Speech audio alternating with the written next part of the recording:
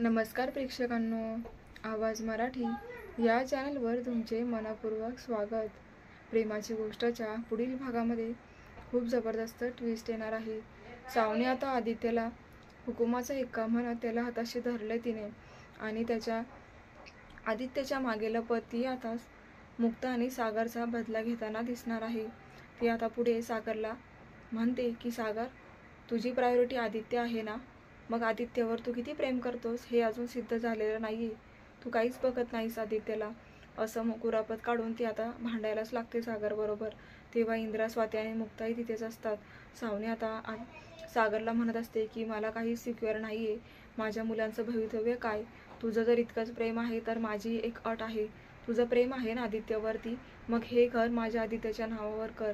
आता एवढी मोठी गोष्ट सावनी आदित्यची सागरला म्हणत असताना सागरलाही धक्काच बसतो। तर मुक्ता आता खूप चिडते।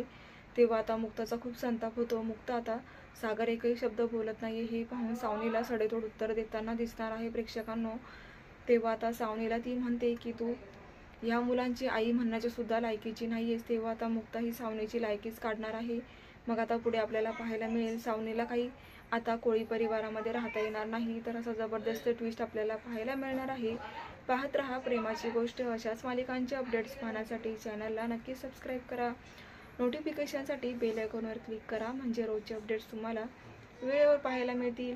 तर प्रेक्षकांनो, आत्ताच चॅनलला सबस्क्राईब करा आवाज मराठी आणि कमेंट करून नक्की कळवा आजचा भाग कसा वाटला ते।